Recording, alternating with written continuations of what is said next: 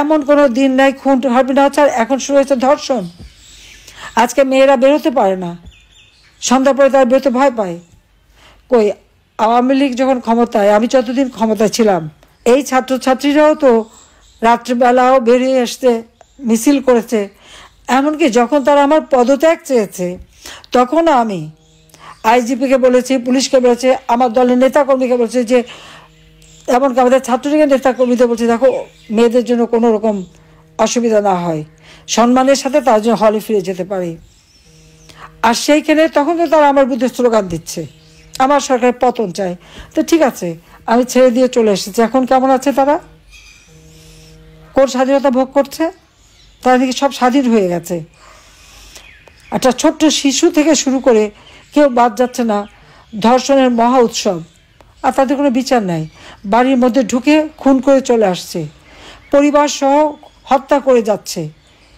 আর ঘর বাড়ি জ্বালাও পোড়াও, চাকরি থেকে বের করা, সরকারি কর্মচারীদের চাকরি থেকে বের করে দিচ্ছে, পুলিশকে চাকরি থেকে বের করে দিচ্ছে, এমনকি সেনাবাহিনীতে পর্যন্ত অবসরপ্রাপ্ত বা যারা চাকরিতে তাদের উপরে মামলা, গোয়েন্দা সংস্থা প্রধান তাদের বিরুদ্ধে তাদের পাসপোর্ট বাতিল, তারা বাইরে যেতে পারবে না, তাদের বিরুদ্ধে মামলা।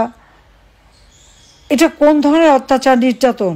ঠিক 71 সালে পাকিস্তানি হানাদার বাহিনী যা করেছে, আজকে এই সুদখোর খুনি জঙ্গি ইউনূস সে ক্ষমতায়, সে একই কাজ করে যাচ্ছে। প্রত্যেকটা জঙ্গি সন্ত্রাসী সব আজকে কারাগার থেকে তার মুক্তি দিয়ে দিয়েছে। আপনি একটু হিসাব করে দেখেন যে সারা বাংলাদেশের সমস্ত কারাগার থেকে সমস্ত সন্ত্রাসী, জঙ্গি, এমনকি হলি আর্টিজানে আক্রমণকারী, 21 আগস্ট গ্রেনেড হামলা, পার্বত্য চট্টগ্রামে আগুন দেওয়া, সমস্ত জঙ্গিদের কিন্তু মুক্তি দিয়ে দেওয়া হয়েছে। তাদের আর কোনো বিচার টেচার হবে না, শুধু আওয়ামী লীগের বিরুদ্ধেই লেগে থাকবে। আওয়ামী লীগের অপরাধটা কি? স্বাধীনতা এনে দিয়েছে, অর্থনৈতিক মুক্তি দিয়েছে, মানুষের জীবন মান উন্নত করেছে, ঘরে ঘরে বিদ্যুৎ দিয়েছে, সুপেয় পানির ব্যবস্থা করেছে, শিক্ষার হার বৃদ্ধি করেছে, চিকিৎসার ব্যবস্থা করেছে। এটাই কি আওয়ামী লীগের অপরাধ? যে মানুষ একটু শান্তিতে ছিল, সুখে ছিল, খাবারের অভাব ছিল না, পুষ্টির অভাব ছিল না, সব কিছু আমরা করতে পেরেছি। কাজে আজকে আমার এটাই কথা যে এইভাবে এই দুঃশাসন চলতে দেওয়া যাবে না। কারণ মানুষের জীবন আজকে অতিষ্ঠ। আজকে বিশেষ করে যখন এই ছোট্ট শিশুরা পর্যন্ত রেহাই পায় না, সে আসিয়াকে যেভাবে ধর্ষণ করা হলো, এটাই হচ্ছে সবচেয়ে দুঃখজনক। একের পর এক এই ঘটনা ঘটছে। কাজে এই দুঃশাসনের কবল থেকে মানুষকে মুক্তি দিতে হবে। কারণ ইউনূস নিজেই স্বীকার করেছে যে তার দেশ চালানোর কোনো অভিজ্ঞতা নাই, সে জানিই না, পারিই না। সে তো বিদেশিদের কাছে বিদেশি কয়েকটি চ্যানেলে এবং সে ইন্টারভিউ দিয়েই সে বলে যাচ্ছে যে তার অভিজ্ঞতা নেই, সে পারে না, সে জানে না, বলছে। তাহলে ক্ষমতা থাকে কেন? আর ক্ষমতা এসছে কেন? শুধু টাকা মানি লন্ডারিং করার জন্য? আজকে আমার উন্নয়ন বাজেটের থেকে প্রায় 2.5 লক্ষ কোটি টাকা বাদ। তে টাকা গেল কোথায়? আমার যে বয়স্ক ভাতা, বিধবা ভাতা, সামাজিক নিরাপত্তা 116টা প্রজেক্ট, সে টাকাগুলি কোথায় গেল? আজকে বই দিতে পারলো না, সে টাকা কোথায় গেল? বৃত্তি উপবৃত্তির টাকা, সেগুলি কোথায় গেল? সে টাকাগুলি কোথায় লুট করে খেয়ে গেল? আজকে সাধারণ মানুষের কষ্টের সীমা নেই, কাজ নেই, খাবার নেই, ওষুধ নেই, রোজার সময় পর্যন্ত তাদের কষ্ট। প্রত্যেকটা জিনিসের দাম বেড়েছে। আমার সময় নাকি অনেক দাম বেড়ে গিয়েছিল, তাই নাকি কিছু খেতে পারতো না।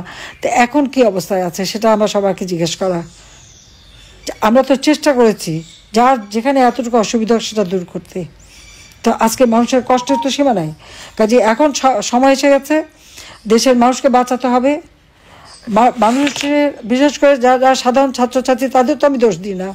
হ্যাঁ, একটা অপপ্রচার করে করে বিভ্রান্ত করা হয়েছিল মানুষকে, কিন্তু এখন তো সবাই হাড়ে হাড়ে টের পাচ্ছে যে আমরা থাকতে কেমন ছিলেন আর এখন কি অবস্থায় আছেন, সেটা নিশ্চয়ই তুলনা করতে পারছেন।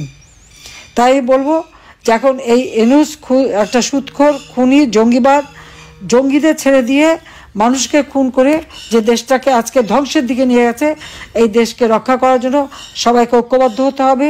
কি পেলাম না পেলাম সেটা আগে বড় কথা না। রাজনীতি করি বাংলাদেশের জনগণের জন্য, দেশের জন্য, দেশের মানুষের জন্য, মানুষের কল্যাণে। নিজের জীবনের দিকে তো তাকাইনি, নিজের ছেলেমেয়েদের জন্য তো কিছু করে দেয়নি। যা করেছি দেশের মানুষের জন্য করেছি।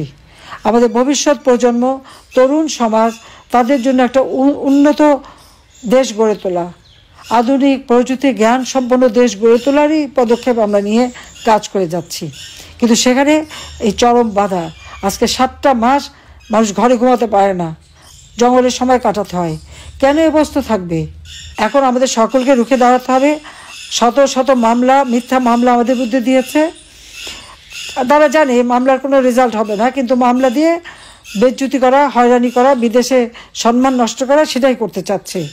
কিন্তু একটা দুর্নীতিবাজ এত মিথ্যা মামলা দিয়ে হয়রানি করে যাচ্ছে, কিন্তু সে কি রেহাই পাবে?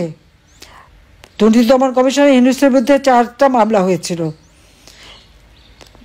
সে ট্যাক্স দেয় নাই, 666 কোটি টাকার ট্যাক্স সরকারে পাওনা, তার বিরুদ্ধে মামলা।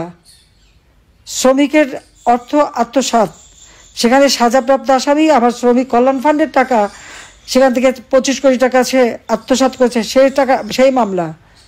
সব মামলা এখন উনি বাতিল করে দিয়েছেন। বাতিল করলে কী হবে? দিন আসবে আবার পাই করে হিসাব নেওয়া হবে এবং এই সব মামলা আবার তো করা হবে এবং তার শাস্তি সে পাবে। এবং এত হত্যাকাণ্ড ঘটেছে, এত মানুষকে হত্যা করেছে, সমস্ত হত্যার বিচার হবে, কারণ এই খুন তারই করা। নইলে যে বুলেট দিয়ে হত্যা, আপনারা এই জাতিসংঘের যে রিপোর্ট, সেই রিপোর্টে কিন্তু দেওয়া আছে প্রায় 60% হত্যাকাণ্ড হয়েছে 7.62 বুলেটে।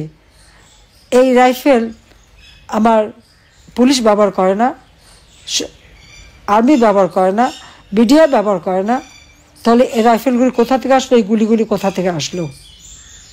বের হবে সব এক এক করে। এর মধ্যেই বেরিয়েছে একজন, তার হাতে রাইফেল, সেই 28টা গুলি নাকি, 28 রাউন্ড নাকি গুলি করেছে, তাকে নাকি টাকা দিয়ে ভাড়া করা হয়েছিল। তো এরকম আরও কাহিনী আস্তে আস্তে দিন গেলে বের হয়ে আসবে। কাজে এদের বিরুদ্ধে মানুষের জীবনের শান্তি নিরাপত্তা ফিরিয়ে আনার জন্য, মানুষের অর্থনৈতিক মুক্তির জন্য, মানুষের জীবনটাকে আরও উন্নত করবার জন্য, এই জঙ্গি দুঃশাসনে যে মানুষকে জর্জরিত করছে, যে অস্ত্র এবং মানুষের লাশ ফেলে ক্ষমতা দখল করেছে, অবৈধভাবে ক্ষমতা দখলকারী জঙ্গি ইউনূসের হাত থেকে দেশকে রক্ষা করার জন্য সকলকে ঐক্যবদ্ধ হয়ে মাথায় নামতে হবে এবং বাংলাদেশকে এই জঙ্গি শাসন থেকে মুক্ত করে মানুষের জীবনের শান্তি নিরাপত্তা আনতে হবে। এবং তার জন্য যার যেখানে যা কিছু আছে সবাইকে নিয়ে আপনারা মাঠে নামেন এবং আসুন আমরা আমাদের দেশটাকে এই দুঃশাসন থেকে মুক্তি দিয়ে মানুষের জীবনের শান্তি নিরাপত্তা ফিরিয়ে আনি। ইনশাআল্লাহ বাংলার জনগণের জয় হবে। দুঃশাসনের কালো মেঘ কেটে যাবে, আবার সুন্দরভাবে এদেশের মানুষ বাঁচতে পারবে। সবাইকে ধন্যবাদ, রমজানের শুভেচ্ছা জানাচ্ছি। সবাই ভালো থাকেন, সুস্থ থাকেন। জয় বাংলা, জয় বঙ্গবন্ধু, বাংলাদেশ চিরজীবী হোক।